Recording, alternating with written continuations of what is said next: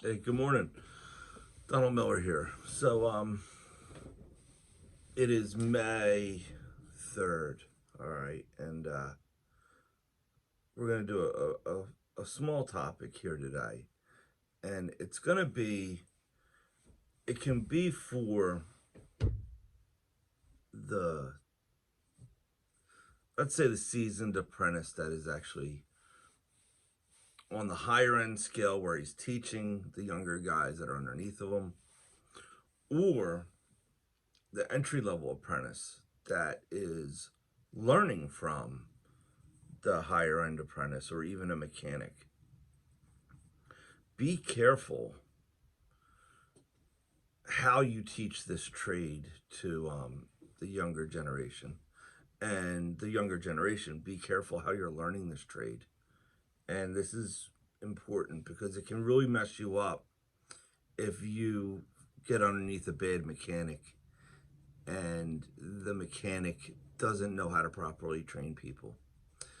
And I've seen it happen. I've seen guys that have 3 years experience and 4 years experience, and they go and tackle a problem and they couldn't break the problem down correctly, so they couldn't tackle the problem correctly.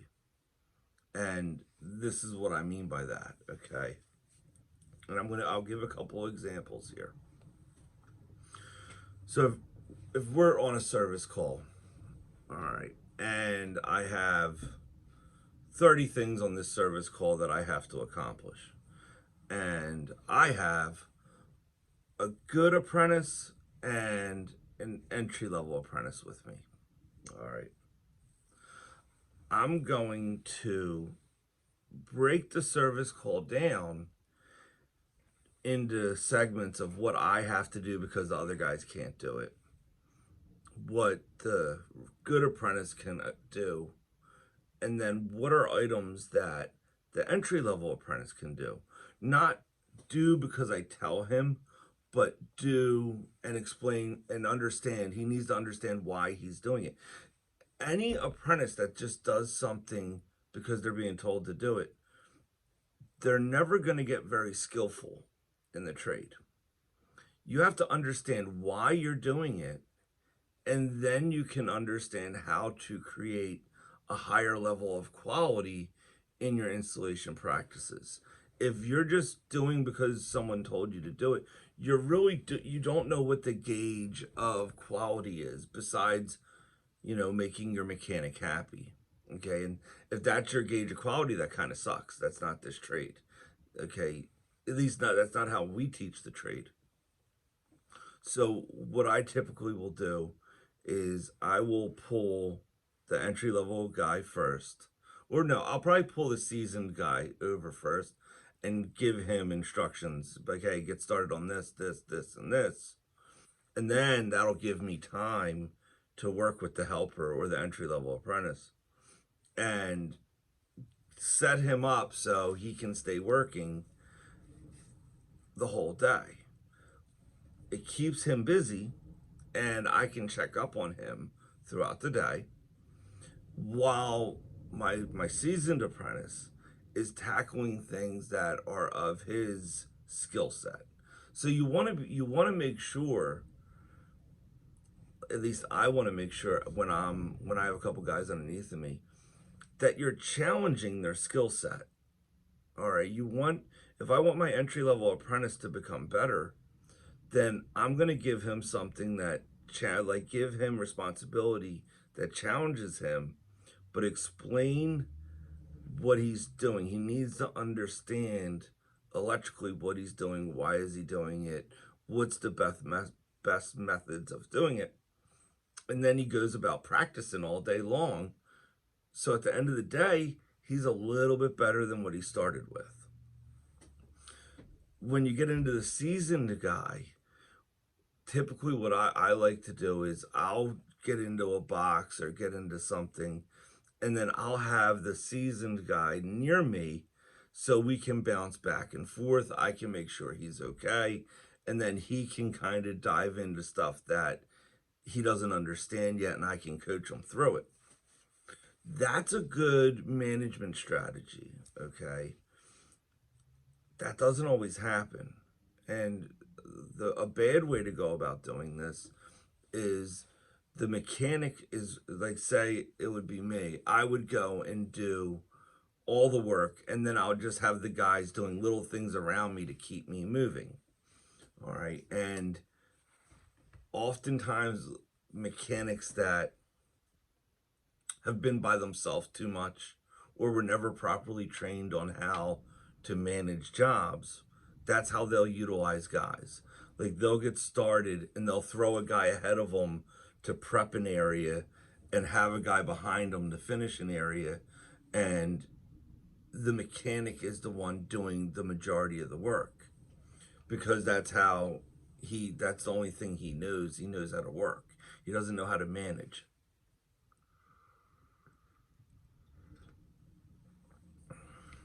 And that's a problem.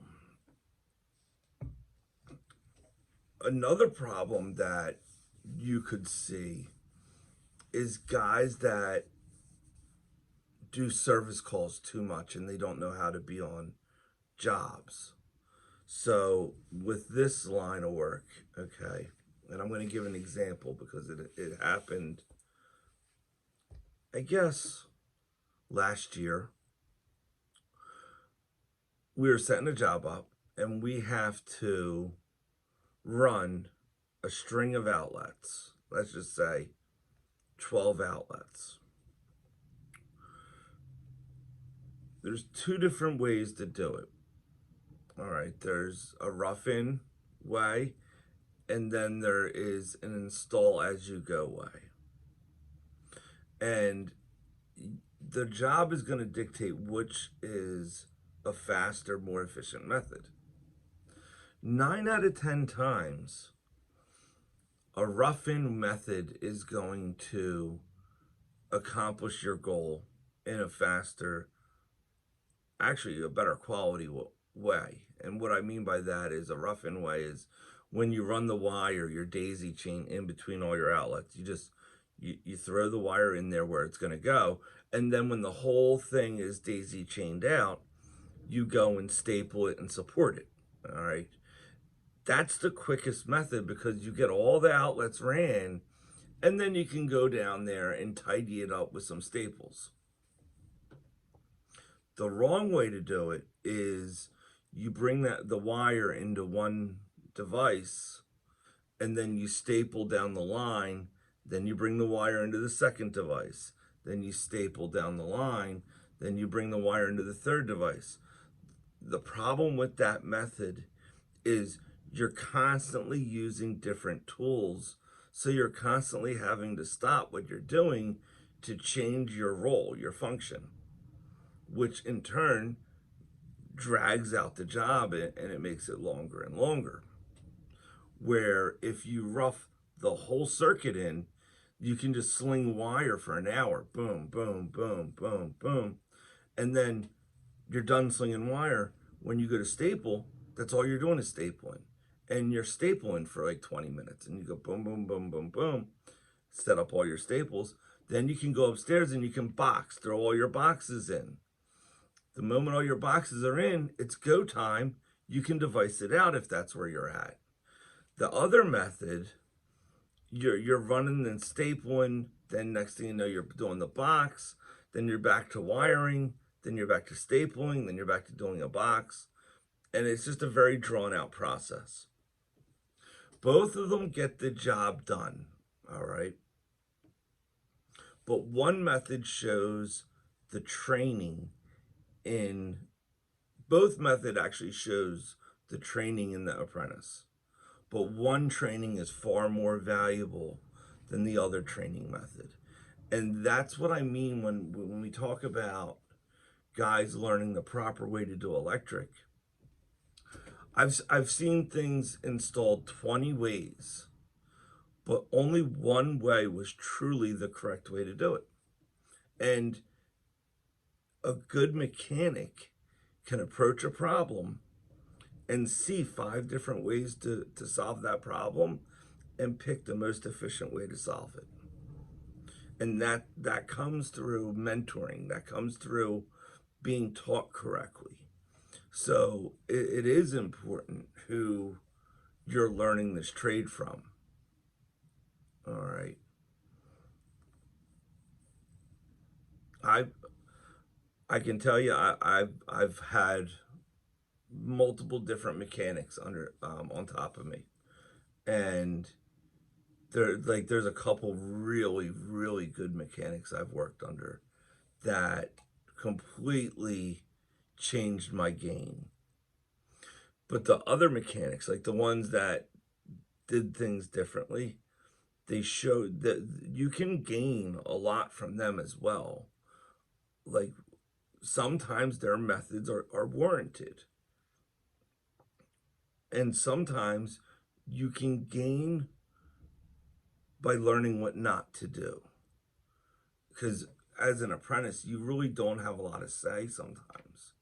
So you can watch it play out. You can see the guys making the wrong call, and you can kind of go down the road with him and see where it ends. And if your predictions were correct, you knew exactly where you were going in the beginning. All right. What you don't want to do is put your foot in your mouth. You don't want to open your mouth up too much.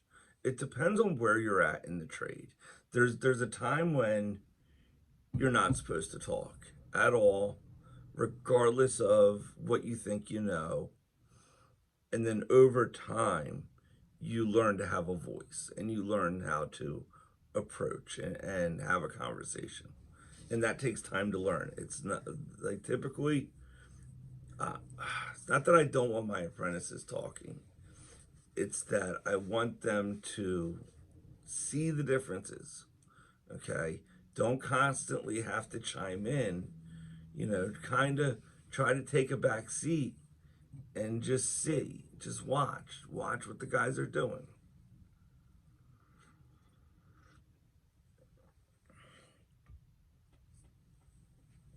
So, yeah, so just be careful who you're, and even if you're put with a bad mechanic, you can gain something from them. All right. Don't know what it is, but I've gained from mechanics that were horrible. I learned something from them.